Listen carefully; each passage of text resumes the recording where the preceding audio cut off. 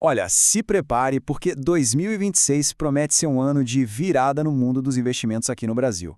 É como se o tabuleiro do jogo fosse zerado, sabe? Um verdadeiro reset fiscal que vai mudar as regras para todo mundo que investe. E aí fica a pergunta, né? Será que a carteira de investimentos está pronta para essa transformação toda?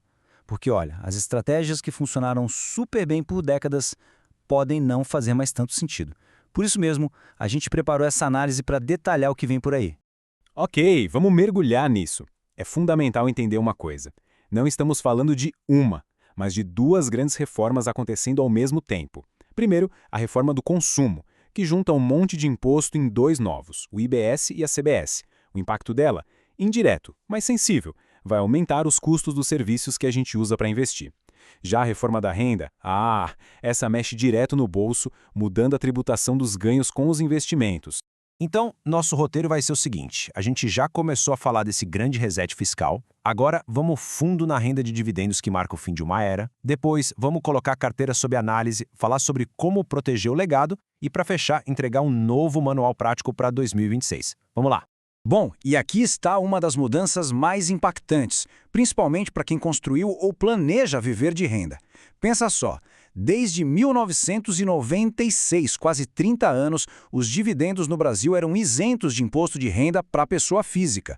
Pois é, essa regra está com os dias contados. Chegou ao fim e isso exige uma estratégia totalmente nova.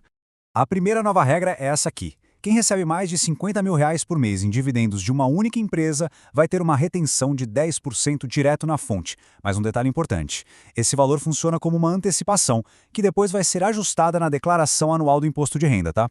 Agora, essa regra é bem interessante. Basicamente, estão criando um piso de imposto para quem tem renda alta. Se a renda anual total passar de R$ 600 mil, somando tudo, inclusive o que antes era isento, vai ter que pagar o imposto mínimo. A ideia é clara, garantir que quem tem mais renda de capital contribua de forma mais efetiva. E para o capital que vem de fora ou vai para fora, a regra também muda. As remessas de lucros e dividendos para o exterior passam a ter uma alíquota de 10% na fonte. Isso padroniza o tratamento e fecha mais uma porta que era usada em planejamentos tributários. Certo, vamos para a segunda parte ver como tudo isso se traduz na prática, no dia a dia do investidor. Com essas novas regras para dividendos e os custos subindo, como é que fica a rentabilidade real dos investimentos mais comuns? Essa citação do Jean Duarte, economista, resume perfeitamente o momento, né? Não dá mais para ignorar. A adaptação não é mais uma opção, é uma necessidade. Ficar parado pode significar ver o patrimônio sendo corroído aos pouquinhos, de forma silenciosa. Então, o ponto crucial está aqui, nesta tabela. Muitos dos portos seguros fiscais que a gente conhecia vão mudar.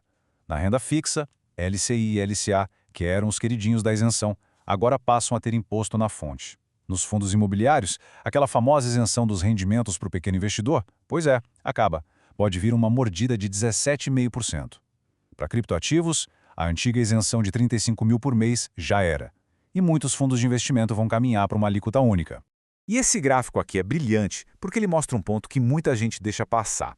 A reforma do consumo com a CBS vai deixar os serviços financeiros, como taxas de administração e corretagem, mais caros.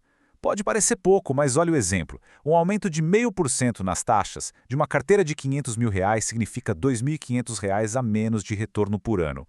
É um custo oculto que vai pesar no longo prazo. Agora, vamos mudar um pouco o foco, saindo da renda do dia a dia e pensando no patrimônio a longo prazo. As mudanças não afetam só os ganhos mensais, mas também a forma como a riqueza é passada de uma geração para outra. A mudança no ITCMD, que é o Imposto sobre Heranças e Doações, é drástica. Até 2026, a conta é feita muitas vezes pelo valor contábil, que é mais baixo, e com alíquotas fixas.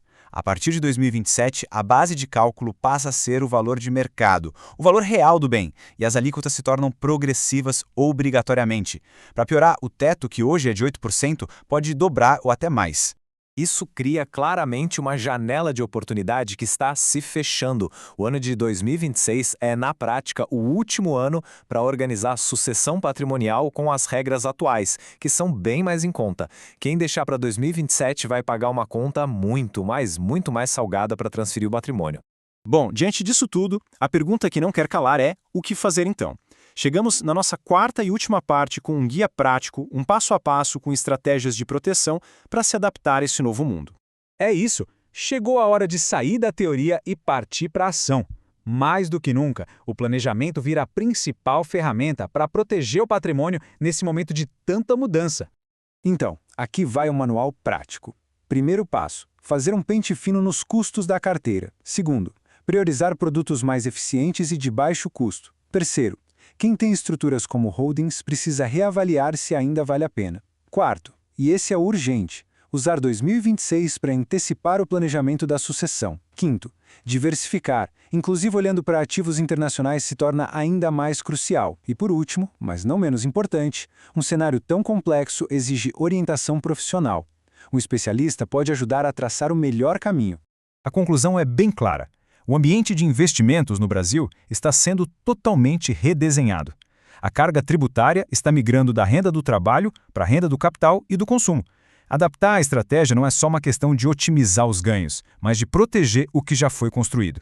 Então a pergunta final é essa: as regras do jogo mudaram. E aí, qual vai ser a sua jogada?